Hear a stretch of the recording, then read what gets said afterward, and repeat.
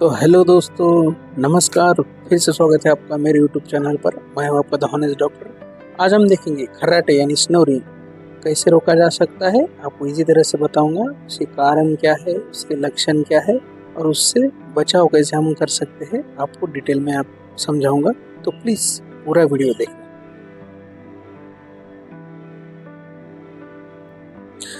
खर्राटे यानी स्नोरिंग, आप अभी जो इमेज देख रहे हो, दो इमेज, जो पहली वाली है ओपन एयर वे की, यानी कि जो हम सांस लेते हैं तब वो जो एयर फ्लो जो रहता है सॉफ्ट पहले टंग के थ्रू, टॉन्सिल्स के थ्रू क्लियरली चला जाता है। लेकिन सेकंड देखिए उसको क्लोज हो चुका है, जो रेड मार्क देख रहे हैं वहाँ पे क्लोज हो चुका है। उसकी वजह से स्नोरिंग यानी कि खर्राटे आते हैं। अब उसके हम कारण देखेंगे कि क्या होते हैं कारण।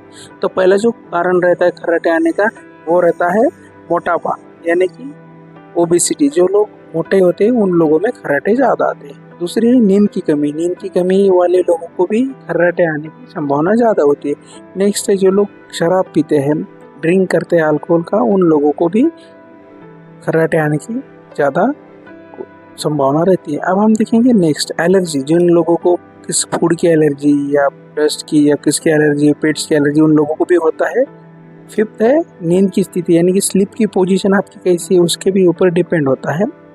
उसके बाद नाक बंद होने की वजह से, यानी कि नाक में अगर कुछ खिंचाव आ जाए, कंजेशन हो जाए, उसकी वजह से भी होता है। नेक्स्ट जो है सेवंथ, वो है स्मोकिंग। स्मोकिंग करने वाले लोगों में भी खर्राटे आते हैं। नेक्स्ट एज, यानी कि जो ज़्यादा बुढ़ापे में आ जाते हैं उनके लोगों को भी खर्राटे दिख जाते हैं। अब हम देखने वाले कि लक्षण कैसे होते हैं खर्राटे वाले पेशेंट के, स्नोरिंग वाले पेशेंट में कैसे लक्षण दिखते हैं। तो देखो, सुबह उठने पर गले और नाक में सूखापन महसूस होता है पेशेंट्स को, मतलब ऐसे पानी पीने का मन होता है। उसके बाद दिन के समय भी नींद महसूस होती है पेशेंट को। दिन के समय भी पेशेंट को ऐसा थोड़ा सा आलस आ जाता है, नींद आने की संभावना होती है। उसके बाद छोटे छोटे कामों के बाद पेशेंट्स को स्नोरिंग वाले थकान महसूस होती है। थोड़ा भी काम किया तो वो थक जाता है। उसके बाद है गले और नाक में तेज़ आवाज़ निकलती है। उस टाइम में जो लोग स्नोरिंग होती है उन लोगों में ऐसे आवाज़ आती है।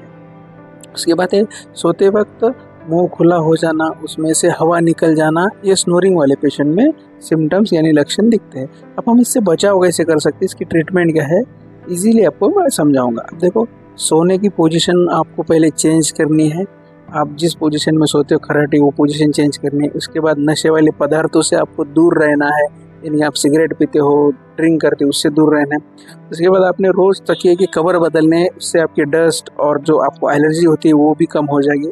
उसके बाद रात के समय आपने हल्का खाना खाना चाहिए, उससे आपके पेट में हवा नहीं फूलती और आपको जब सांस लेते हो तब दिक्कत नहीं आती। उसके बाद है गले की रेगुलर एक्सरसाइज कर सकते हो। आप देख सकते हैं इमेज में, ऐसे आपने रोज़ दिन में एक बार एक्सरसाइज करनी चाहिए। उसके बाद आपने बहुत सारा पानी पीना चाहिए, उससे आपका हाइड्रेशन ठीक हो जाएगा। उसके बाद आपके नाक की कोई हड्डी की समस्या होगी तो आपने डॉक्टर को आपके बताना चाहिए, उससे भी आपको स्नोरिंग का प्रॉब्लम कम हो जाएगा। उसके बाद प्रेगनेंसी में जब किसी लेडी का वजन बढ़ जाता है या सोने की स्थिति, उसने उसको बदलना चाहिए प्रेग्नेंट लेडी ने। उसके बाद जो लोग पीठ के बल सोते हैं, करवट लेते हैं, उसमें नली में रुकावट आती है, उसको थोड़ा सा आपने ऊपर करना चाहिए और जीभ और सांस की नली में रुकावट नहीं आनी चाहिए। ऐसी पोजीशन में आपने सोना है। उसके बाद आपने एक्सरसाइज यानी रेगुलर व्यायाम, योगा करना चाहिए आपने। उसके बाद आपने जो एक बेल्ट आता है, आपको ऑनलाइन भी मिल जाएगा, स्नोरिंग चीन बेल्ट, इसका भी आप यूज़ करके स्नोरिंग को कम कर सकते हैं। उसके बाद एक नाक में डालने का एक आप देख रहे हो स्क्रीन के ऊपर ऐसा यंत्र आता है, इससे भी स्नोरिंग आप कम कर सकते हो। इससे भी पेशेंट को स्नोरिंग की प्रॉब्लम कम हो जाते हैं। Thank you for watching. Subscribe कीजिए दी ऑनेस्ट डॉक्टर को और देखिए हेल्थ रिलेटेड वीडियो।